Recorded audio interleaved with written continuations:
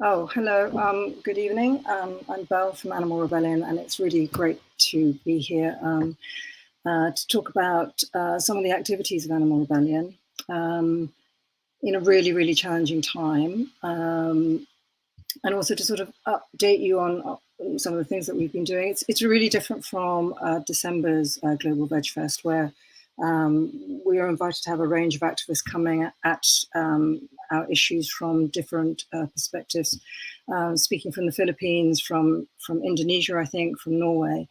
Today, I really wanted to go sort of back to basics in a way and look at animal rebellion's genesis and strategies. And when I was putting together the talk, I realized that a lot of it is about, a lot of the way it's been set up is about how we change culture. So when I say change culture, it really is about changing people's perceptions to the impact of animal agriculture on the planet, and animals and people. And really trying to make as wide a part of the population aware of these issues, which have been so hidden and deliberately hidden in some cases for far too long. So I'm now going to go into my slideshow, and that was exciting. So hopefully this will be all right, and tech will tell me if it's not, but I'm going on to the first slide, and tech will let me know if there's a problem here. So we are Animal Rebellion. I just want to put in context everything that we do, which is that we are defiantly and definitely in a climate emergency. And I think most people know that. The Intergovernmental Panel on Climate Change in August effectively announced a code red warning for our species. We've ignored the science for too long. We only need to look at the news to know what a situation we are getting ourselves into, and that the only possible answer to these extreme weather patterns and catastrophe is urgent reductions of fossil fuel emissions. Quotes from people talking about the report, scientists talking about the report, were as frightening as they could be. Professor Tim Palmer, our future climate could well become some kind of hell on earth. And if you know the science, scientists normally very, very measured in their language. They're really not holding back. We are in an emergency. But what we have noticed, for example, is that really up until very recently, the impact of animal agriculture was almost completely sidelined. I went back to Cowspiracy the other night to see how drastic this emission was. And of course, again, I think everyone knows carbon emissions here from animal agriculture estimated to be 14.5% of all global emissions. But that's probably at the lower end of estimations. Some figures are now coming up as 35% of all global emissions. And if you take into account deforestation in another report, 51% of carbon emissions are coming from this single industry. And of course, it is responsible for 90% of deforestation in the Amazon, masses of habitat loss, species extinction, and animal suffering, which is on an untold scale. I mean, 80 billion land animals every year killed for food. Whilst this system, the food system, is still failing to feed everyone, 1 billion people starving, many more millions unable to feed themselves properly. And the news stories don't stop coming. In the last week, you'll see on the left, another study found out that meat accounts for nearly 60% of all greenhouse gases from food production. 60% is an astonishing figure. And then the report on the right, 90% of global farm subsidies are damaging people and planet. You probably couldn't get a more damning indictment of a single industry than in the figures that are coming out. And we're grateful that these studies are being conducted and that these issues are being brought to the light, though I would say that where these are big news stories in certain newspapers, in other newspapers, they're buried very deep. So I'll go Animal Rebellion.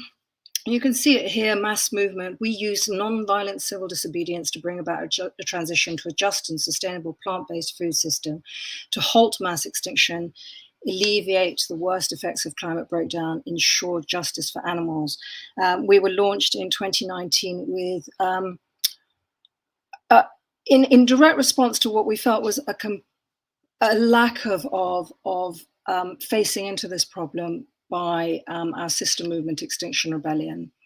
And so we wanted to bring the effects of animal agriculture and justice for animals right back into the heart, or into the heart of the climate emergency, as really one of the key issues, something that could be not ignored. You just can't get away from this if we want to bring about a more equitable future and a more stable climate. Animal agriculture needs to be one of our prime targets of activity. These are our demands. It's not very clear. They're based on the Extinction Rebellion demands: tell the truth, act now, and beyond politics. But at each level in there, we embed the position of animal agriculture and the cruciality of animal agriculture. So, for example, tell the truth. Yes, government must tell the truth by declaring a climate and ecological emergency, working with other institutions to communicate the urgency. But Animal Rebellion recognizes that you cannot speak about these issues without openly talking about animal agriculture and the impacts of. Act now, government must act now to halt biodiversity loss, but it must also act now to stop the mass starvation and death of billions of beings. None of this can be achieved without transition to a just and sustainable plant-based food system. And beyond politics, this is the way we mitigate for power. We really feel that ordinary people need to know about these issues, and that decisions have to be made by ordinary people who have been informed about the issues, and in people's assemblies and citizens' assemblies. They need to know, and we've all so many of us have sort of existed and continue to exist in a state of blissful ignorance about the impact of animal agriculture. And these demands are underpinned by principles and values. And I want to talk about a few of them. There are actually more. I've looked at 7. But the first one is our principles and values. We are an anti-speciesist movement with a shared vision of change. And I will be coming back to the word speciesist, because that is becoming or is very, very fundamental in this idea of movement building, and in this idea of how we perceive the world and life on it. We set our mission by what is necessary, and this is based on studies of activist movements by Erica Chenoweth, amongst many others, who made it clear that if we mobilize 3.5% of the population, we're better able to achieve system change. 3.5% doesn't sound that much, but it is a very crucial figure.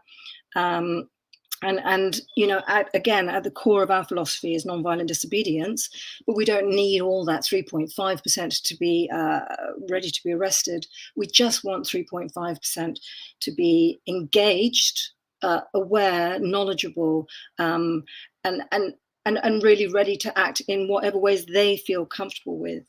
The third principle is we need a regenerative culture, is that the work that we have set out on, and anyone who's in any kind of activism and advocacy sets out on, it's hard, it's distressing, particularly when you realize how much has been hidden from you. I find in animal advocacy, being witness to what the animals are enduring is horrendously distressing. And in order for us to continue working, we need to take care of each other. And Animal Rebellion is really good at taking care of each other. There is a support system there, which is really invaluable. Other values and principles: we value reflecting and learning.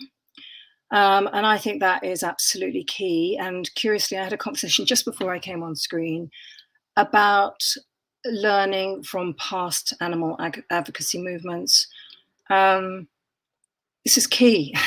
The work that has been done in past decades is crucial to ours.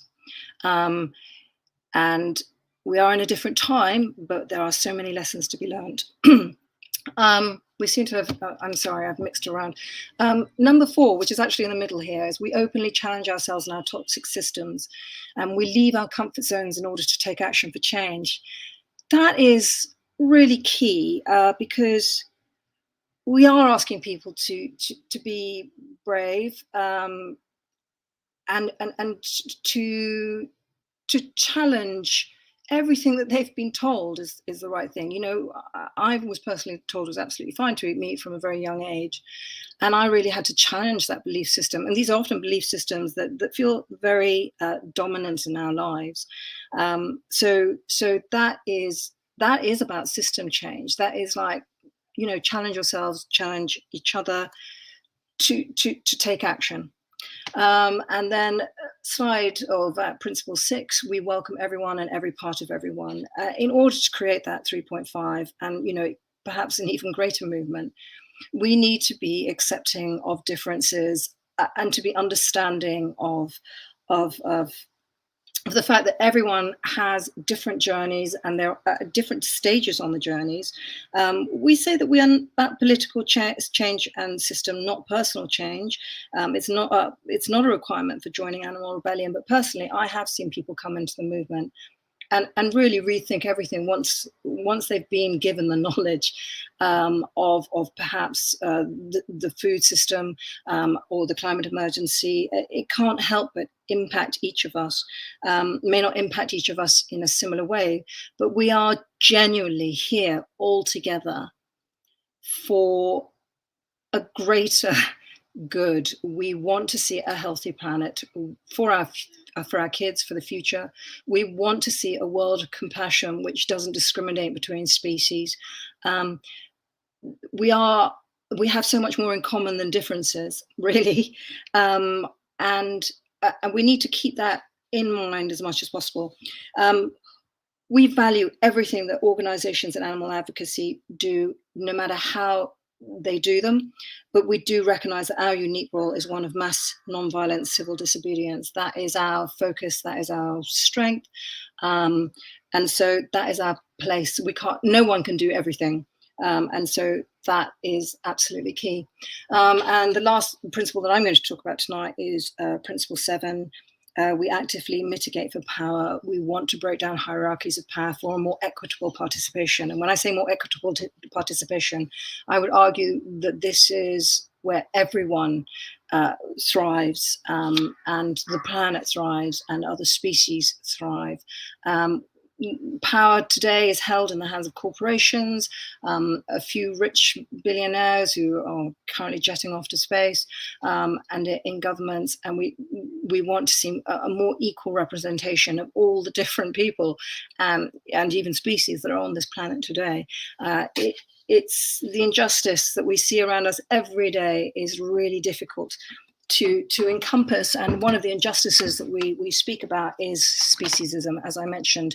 Peter Singer defined it as a prejudice or bias in favor of the interests of members of one's own species. I've gone over time a bit, so I'm just going to speed up a little. And speciesism is what gives society the right at the moment to think that it can do what you see on the screen to animals. This is a cow in a live transport situation. We have placed life on a hierarchy of values, and it's not serving anyone. In fact, it has taken us exactly to where we are today. Systems around us in decline, in chaos.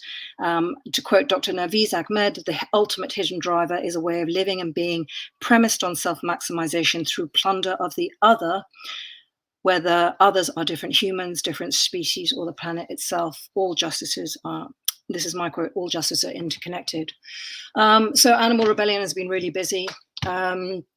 We have engaged in many actions, but just this last year alone, and I'll whiz through these a bit because I'm really looking forward to the next part of this talk, which is my interview with Laila Kassim from Animal ThinkThank.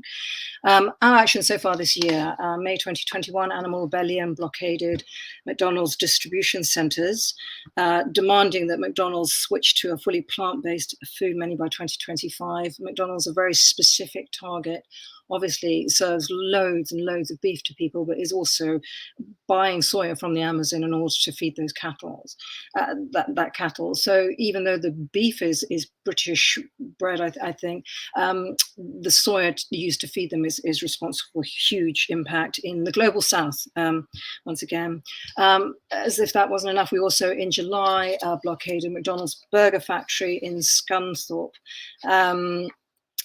Similar claims, ready to stay as long as we were needed, and similar demands, sorry, not claims.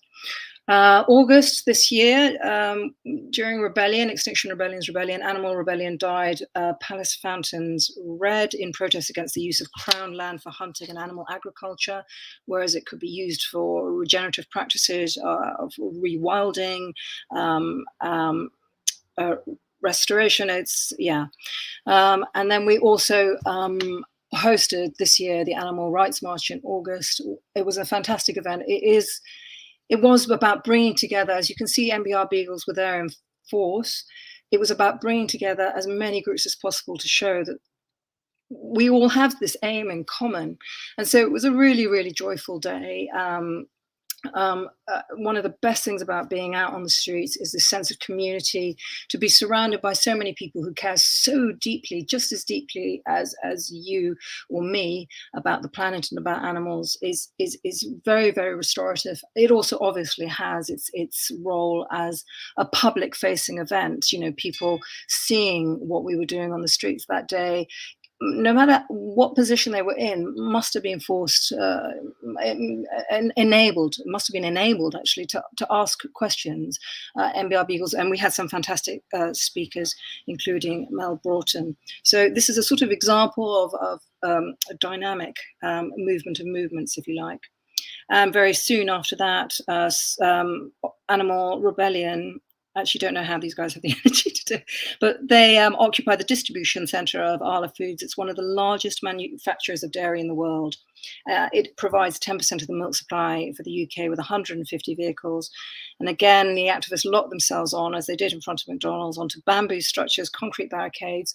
The images I've chosen here show you that the police presence this time was very, very heavy. In fact, we've really noticed since July that Animal Rebellion are, you know, the police are very, very aware of our activities, to the point where they just seem, you know, massively out in number.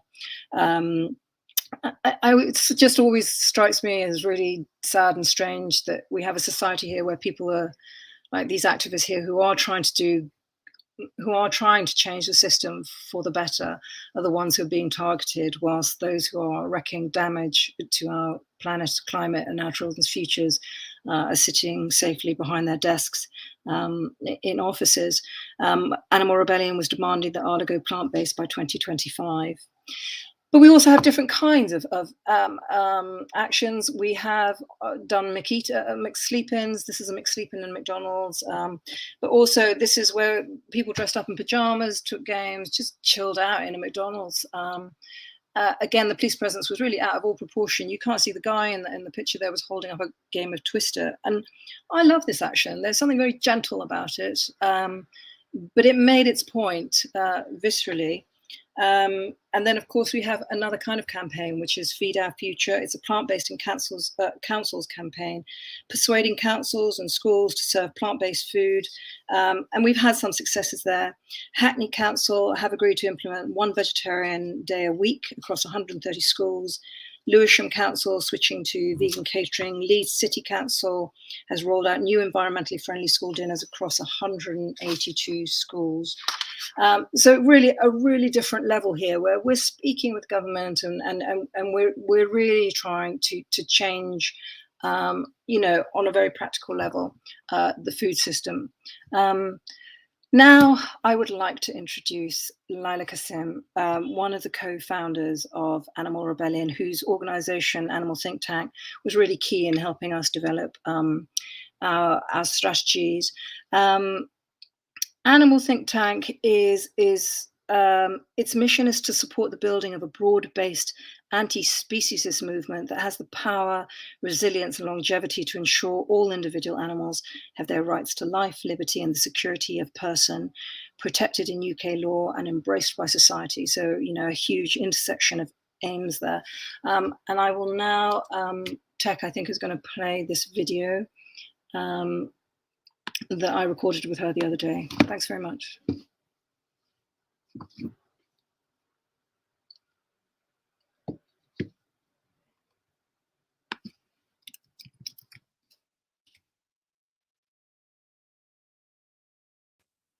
So Laila, it's absolutely brilliant to have you with us here for Global Veg Fest. And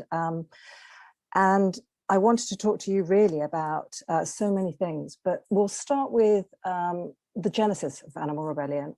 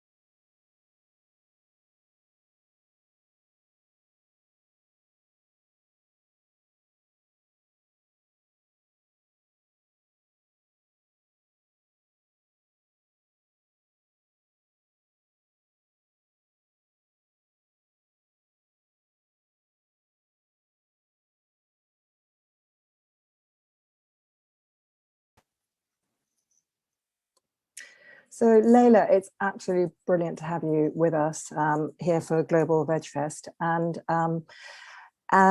I wanted to talk to you really about so many things, but we'll start with the genesis of Animal Rebellion, of which you and Animal ThinkThank was such a key part.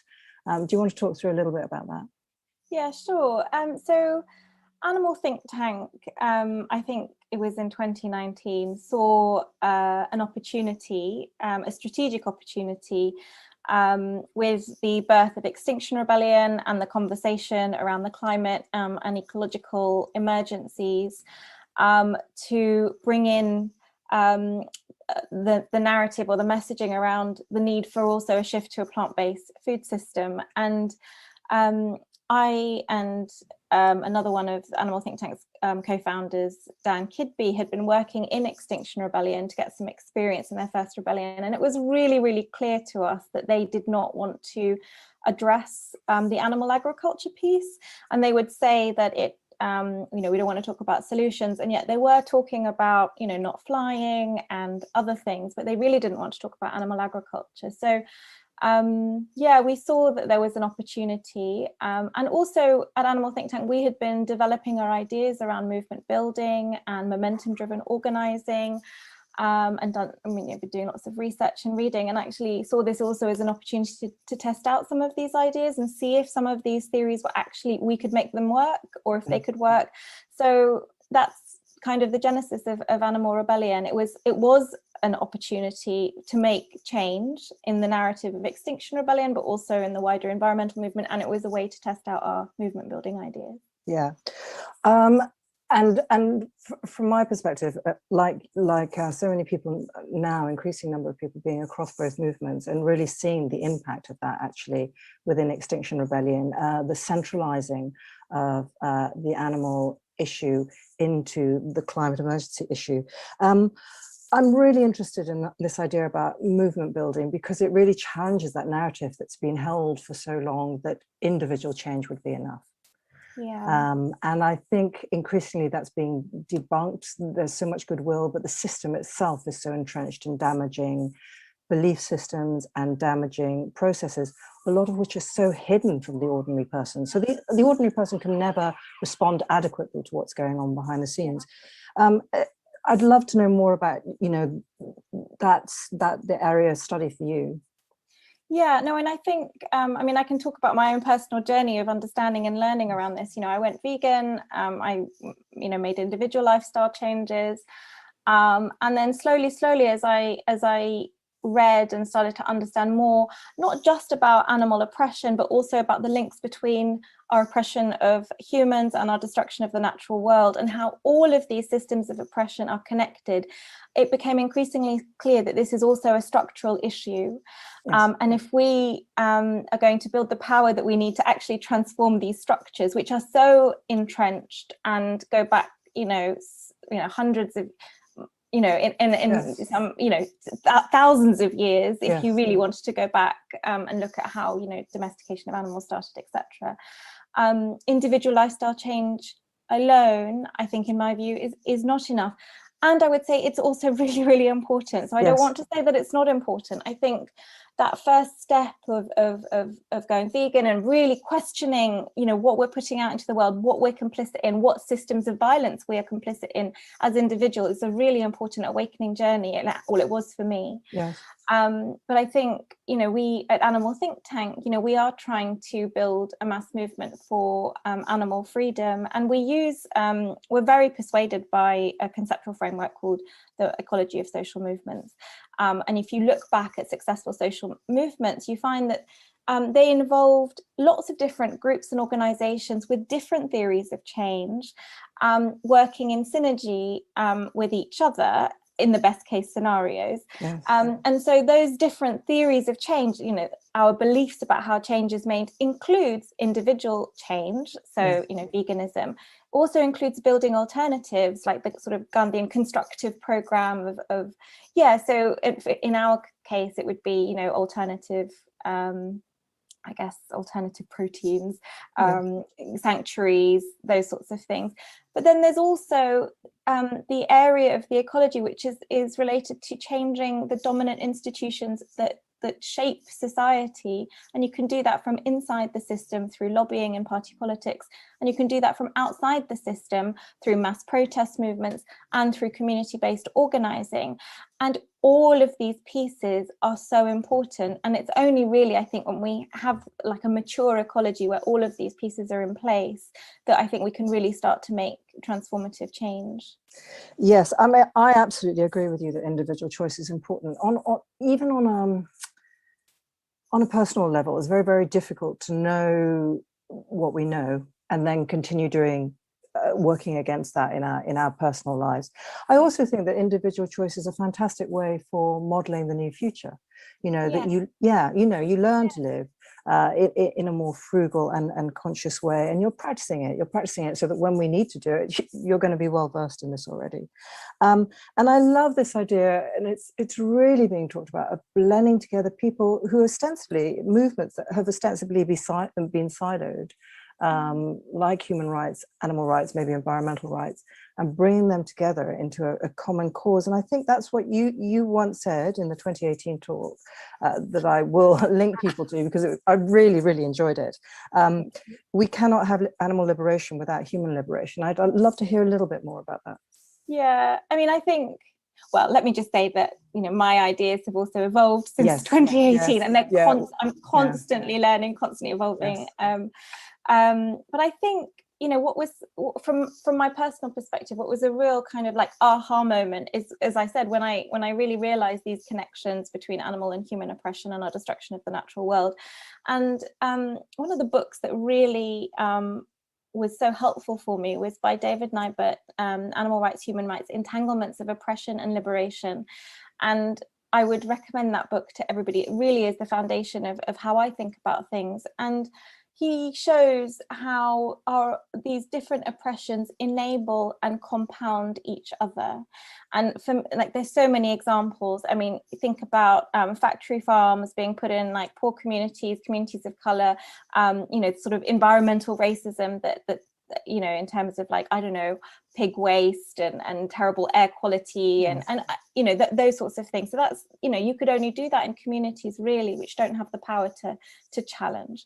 And I will often think about slaughterhouse workers. They don't want to be doing this work that we, the consumers, don't even want to think about, let alone do. And they're in positions they have to do that because of the system in which we live, the capitalist system in which we live. They're often immigrants. They are often, they often have no other choices. Yes. And then thinking about the links between, I guess, sexism and speciesism, and that's, you know, beautifully expounded on in The Sexual Politics of Meat by Carol Adams. So there's so many, and you know, this is also the sort of ecofeminist perspective of what we do. You know, our domination of nature and our domination of women is very, very entangled and connected. So I think, you know, at the time that I was giving that talk, I was really persuaded by this idea that all of these oppressions are entangled and connected, and so our liberation is entangled and connected. But, you know, I got myself into a situation where I was like, okay, fine, we have to just like change the whole thing. We have to like get rid of capitalism. We have to, and I think I've kind of come back to maybe a middle ground where I'm like, we have to have this context in our minds, whatever work we're doing. We have to understand these entanglements and not perpetuate other oppressions while we're trying to end, you know, these oppressions. And there is a role for single issue focused movements, like let's say a movement for animal liberation, animal freedom. Just because we can't like change the whole system doesn't mean we can't work on this particular part, but we're having that consciousness in our mind. So that is my perspective, and that's kind of the perspective that Animal ThinkThank I think has as well. Yes, that really resonates with me. I think, yeah, you're absolutely right about the single issue. Now, sometimes when I campaign on a single issue, and it may seem to sort of external viewing quite a small issue, but if you connect it into the wider narrative of exploitation, it suddenly becomes incredibly important. And we are in a climate emergency. We're on course for something like 3 degrees. We need all hands on decks, or all approaches necessary. You touch on it a little bit when you talk about racism and sexism, because of course the term that we're trying to bring more into common currency, or at least the philosophy behind it, is the idea of speciesism, that we have placed life in this hierarchy of values, and those at the top of the hierarchies are somehow feel enabled to exploit everyone below. Do you want to talk a little bit about the concept of speciesism, the term? It's not an everyday term, and it may not be for a while, but it seems such a key way of re-seeing the world.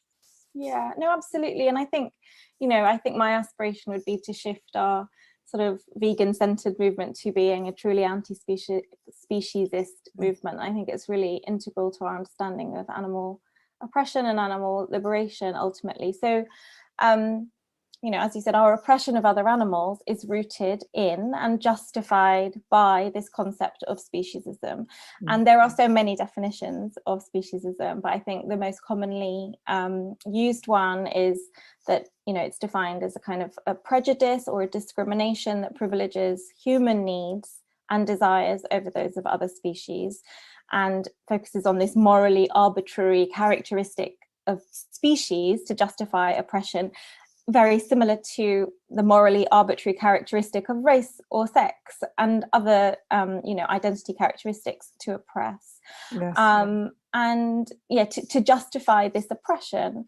And so that is the kind of, I think, my understanding of the sort of the common understanding of speciesism. But again, you know, being influenced by David Nybert, who's a sociologist, he reconsiders that view, which is held by a lot of sort of mainstream philosophers like Tom Regan and Peter Singer. And he looks at this from a sociological perspective and argues that actually speciesism isn't like this individual prejudice or a predisposition to devalue a group of others. He sees it as an ideology, so like a set of socially shared beliefs that legitimates an existing or desired social order. I think he uses language like that. And so it's similar to how we're beginning to really understand how racism and sexism isn't really like about individual prejudice or discrimination. It's systemic, and it's sort of embedded in this sort of institutionalized oppression of others. That is the understanding, I think, that I have of speciesism as well. It is an ideology that actually is used to justify the oppression. It's not the cause of this oppression. So it's the ideology that kind of is used to justify oppression. And from David Nybert's view, he's a Marxist, or he's used Marxist analysis. So he talks about, you know, the original reason is sort of economic, you know, an economic elite exploiting other animals and marginalized humans for economic gain, need to have this ideology to then justify this oppression. And then from that ideology, it's the prejudice and the discrimination comes from that. So that actually changed my understanding of speciesism. And I think it's quite profound because, again, it speaks to the more kind of structural elements that I think that we have to really shift, given that this is an ideology which is really, really all-encompassing. Yes. Yeah. It's also an ideology that is confirmed for people in almost every step of our everyday lives. Someone once pointed out that for so many people, you know, the permission to eat meat is confirmed at almost every meal. For example, because meat is on the plate, so therefore you are given permission to eat meat, and you're given, and it becomes associated with, you know, family affairs or communal gatherings, or so it's really difficult to sort of break through that unless you're working very, very consciously. Yeah, I mean, I just sort of, when you were speaking, I was like, yeah, it's the water that we're swimming in, so we cannot see it. And more so than giving permission, I sort of feel like it's encouraged. You know, it's you know, it's something that's sort of socially, you know, not just acceptable. It's kind of, I don't know, there's all sorts of things that encourage us to consume other animals in such an unconscious way.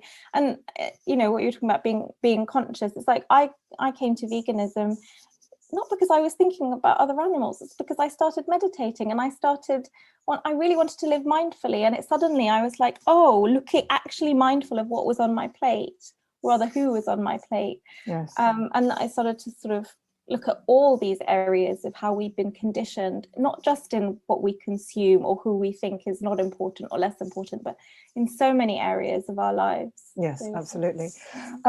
It's quite interesting when we're talking about individual journeys into veganism, because everyone comes at it from slightly different roots.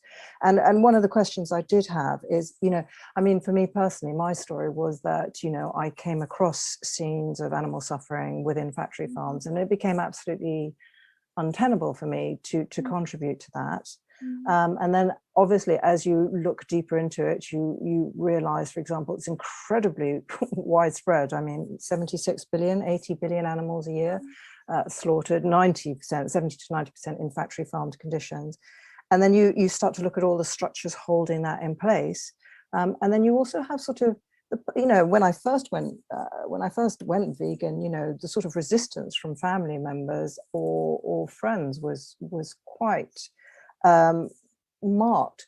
So that when I watched Cowspiracy the other day, and I don't know if you remember, but in the first 20 minutes, the presenter talks openly about how all these different groups are really trying to avoid the issue, because meat eating is so embedded in the cultures. But yeah, it's fascinating and really, really frustrating in so many ways.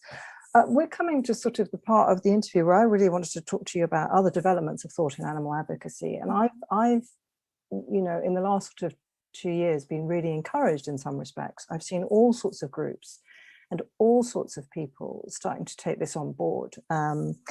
From, I think, the 2018 study about animal agriculture by Joseph Poore, you know, scientists on that paper became vegan as a result of what they learned. So you have scientists coming on board. I think the animal developments in animal law are very, very exciting. So you're getting more lawyers coming on board. Obviously, Animal ThinkThank, Animal Rebellion contributing to sort of ecological and environmental activists. What other developments of thought in animal advocacy are you really enjoying at the moment? Are you seeing potential in that you'd like to highlight?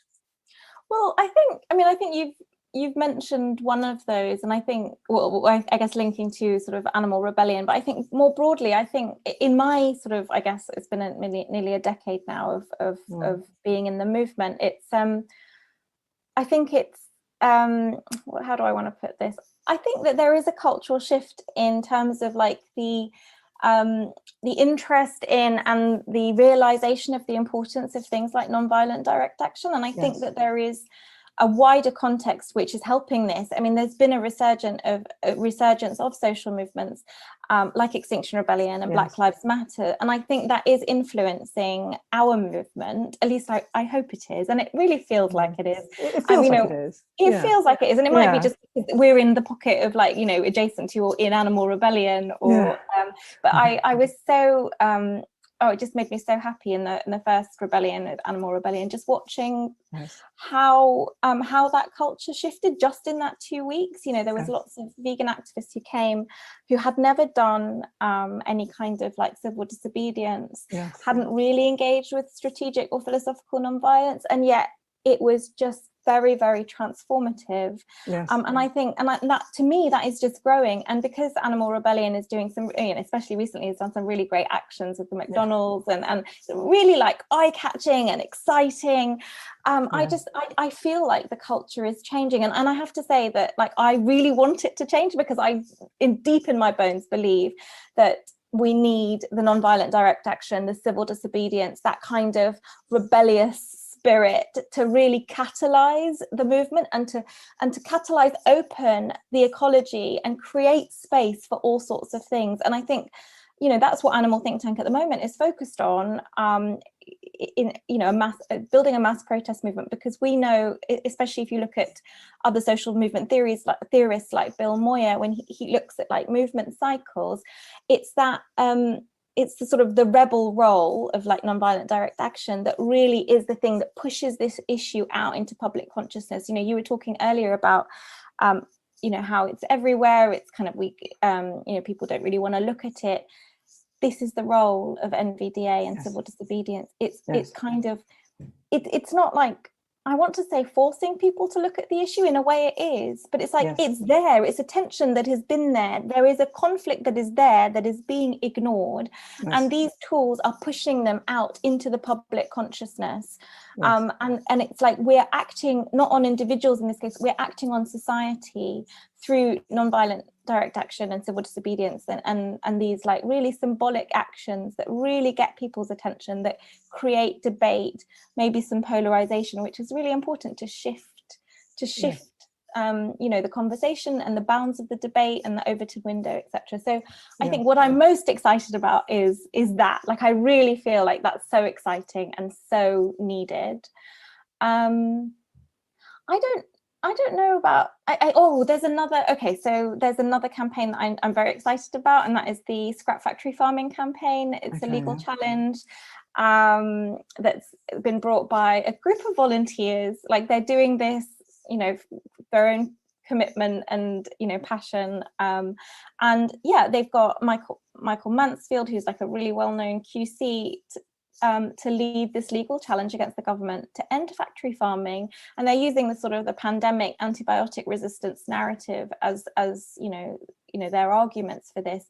And I just think, if they can, even if they don't win, but even if they can again push this issue out into the public consciousness, most people are actually against factory farming. You know, they are, you know, they will, and so again, I think, so this we don't have that much strategic litigation in the UK. I don't think we have that. And I think this is a great example of the potential that strategic litigation has. And we need much more of it. We really, really do. So that's, I think, the legal side of things that's coming now is really interesting. And also, I mean, I don't know, I'm going to spring a question on you, but this idea of animals as persons is something that gently seeing more of. Is that anything you can comment on? Well, I mean, I think, you know, one of the fundamental shifts that we need to make is to stop seeing other animals as property and seeing them as persons. I think there are some issues with that, because of the whole history of who has been considered a person, usually, you know, well-off, able-bodied white men, if you look historically. But if we're just looking at, so I think that, and Animal Think Tank, currently we're developing our strategy, and, you know, we need to sort of figure out what is the grand objective, and it's going to be some kind of legislative, we want to create legislative change, but we haven't gone in deep into the research yet into, is it shifting from property to personhood? Is it actually ending the trade in animal bodies, or you know, there could be so many different ways that could be effective. But yeah, I think the shift to the shift away from property, it feels very, very important to me. And also, what can we expect from, I mean, this sounds like an area that you're working with Animal Think Tank. Anything else that we can expect from Animal Think Tank going forward into the future? Oh, well, I think I often wonder what people think that we're actually doing, because we're sort of quietly working away in the background, really trying to build the foundations of a movement that will last and that can have the power to actually create transformative change. So we often say that we're going slow to go fast, so that we can come out and hit the ground running and then not fail in 2 or 3 years because of conflict or because of, you know, so many issues that could occur.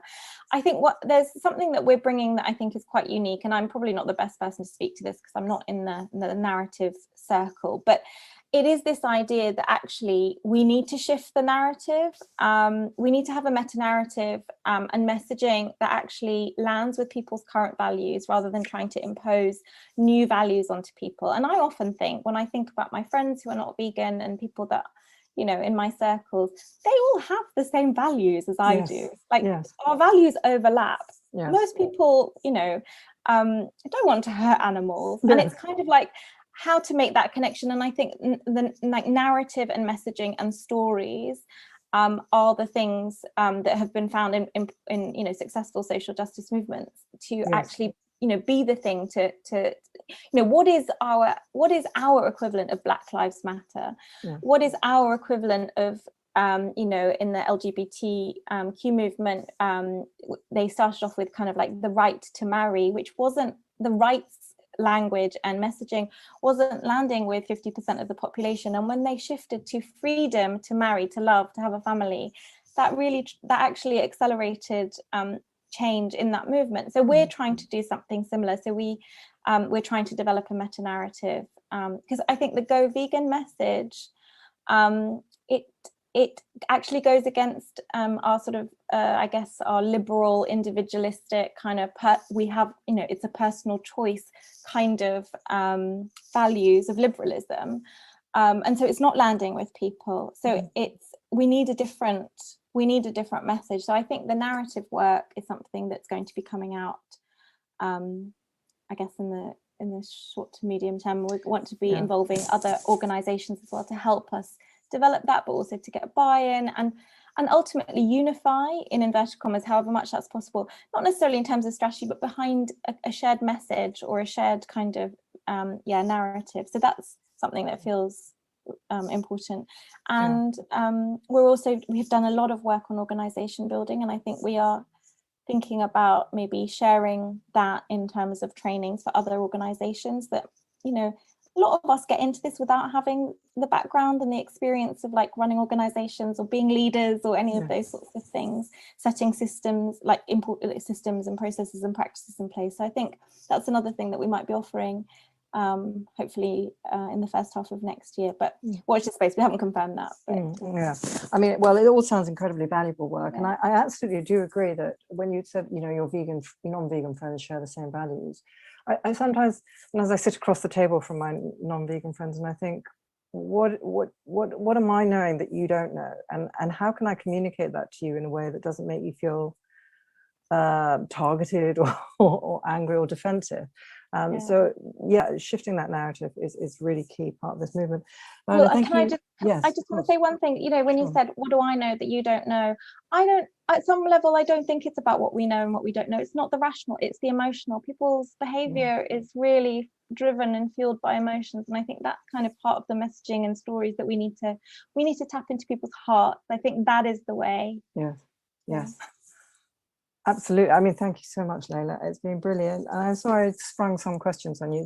Oh, no problem. No problem. But it's great to talk to you, and hopefully we'll meet in person one day. Yes, I'd love that. Thank you, Laila. Bye. Thank you. Bye. Hi. So it was brilliant talking to Laila, and really helped crystallize a lot of thinking. I'm now going to play, or Tech is going to play, one of the campaign videos of an action that we did in front of DEFRA, where we were challenging the department's huge spending on animal agriculture subsidies. And the video I chose really because it sort of encapsulates so many parts of the movement. And particularly the words of Dr. Alice Brough, who is a former pig vet and who was on the front line of seeing everything that we need to change. Thanks so much.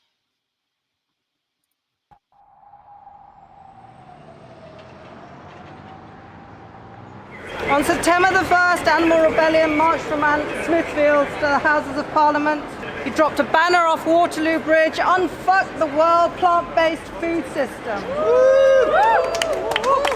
You took the rebellion to the door of the BBC to implore them to tell the truth. You parked a slaughterhouse truck in front of the Department of Health. You blockaded Barclays. You guys have been busy. Here we are today. It's the 9th day. We're being told to shut down. Today we're here at DEFRA to ask that they come out of the dark ages. They're telling us to go home because of COVID. We are here because of COVID. We have got off, and I cannot stress enough, incredibly lightly with COVID-19. 3 in 4, 75% of new and emerging diseases in humans come from animals. They're zoonotic. And there are viruses in livestock that can wipe out an entire herd. We're killing more animals than ever before. Animal agriculture is responsible for the precedent that we're in. And if we carry on this current path, there's no sign of this stopping. Factory farming, animal farming is killing this planet. Why this is still being disputed is impossible to believe. But pigs and poultry, our most consumed animal, they don't eat grass. What they do eat is soya grown in the ashes of a destroyed Amazon rainforest. These farmers in the global south being exploited, their rivers being destroyed, their forests, their fields. Pigs grow at over 1 kilo a day in their peak, and a lactating dairy cow will drink over 150 litres of fresh water every single day. We drink about 2. Meanwhile, 800 million people are malnourished, 8,000 children starving to death every day. We take their crops away from them to feed these 80 billion animals while millions of their own children starve. But somehow we can provide adequate nutrition, fresh water and comprehensive healthcare to the 76 billion land animals that we slaughter every year. It's an abomination. That's the result of this system. How can 3 million children starve every year and we feed 80 billion animals?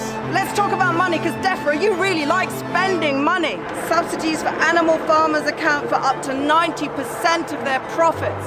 Without those subsidies, these would not be viable businesses. So when scientific research reveals that animal farming is a major driver of climate destruction, why, DEFRA, are you giving it so much money? This is a human rights issue, as well as animal rights and an ecological issue. We cannot address injustice and oppression without taking a long, hard look at the great big fucking elephant in the room. We at Animal Rebellion believe you cannot end the climate emergency without ending the animal emergency. There can be no climate justice without animal justice. So why take the risk when we have the power to bring it to its knees? And this is it. This is the message. We want to live.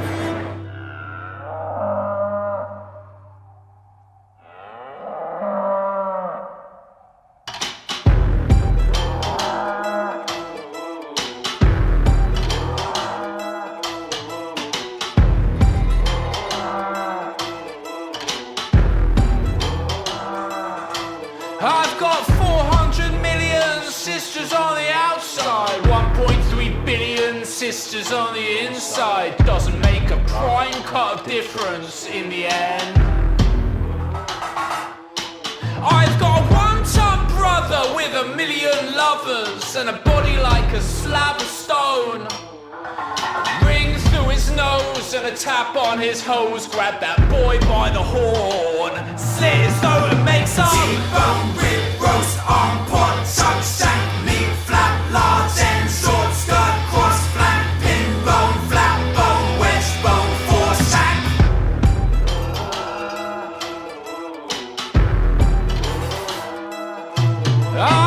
Hoofprints as big as a 100-acre fire pit. Gas cloud as big as the stuff that keeps your homes lit. Doesn't give me creamy, fresh nothing in the end. I've got a town ground stormer, got a trough that's full of soma. Keep me standing as you fist me. Hand in my side, my wound gauge gaping wide. Grab that girl by the memories. Squeeze me dry and make some full fat, half fat, sour cream, creme pat, ice cream, skim milk, well-fed house cat, cream cheese, creme fresh, greased up meat fat.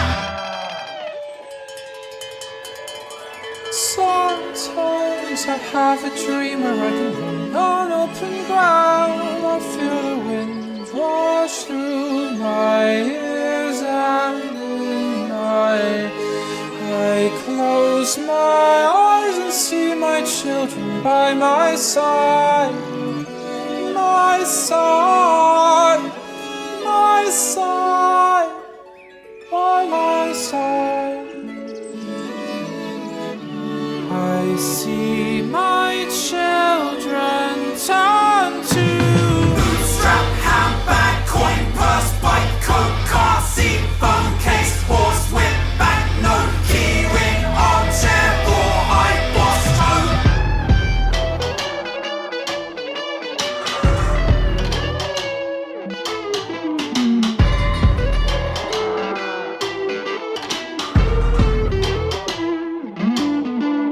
When did I ask you to read me? When did I beg you for life? When did I ask you for your humane, loving love? Abandon as you handle that love you like my family knife. I don't ask you for much. I don't need no drums or parades. All that I need is the ground at my feet and the grass that's in front of me. You make me guilty of this. Soil, heart, stop, gun, you make me guilty of this. Dry spell, friendship, dead sea, road, down, front, pain, leave, I smell landfill. Soil, heart, stop, gun, pain, big swell, dry spell, friendship, dead sea, road, down, front, pain, leave, I smell landfill.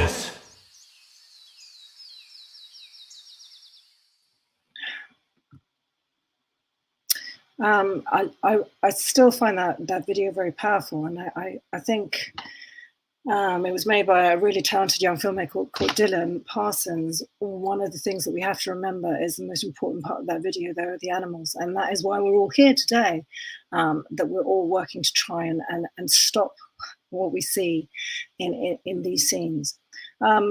I want to thank the organisers. What a fantastic opportunity to speak to engaged, like-minded, interested, compassionate people.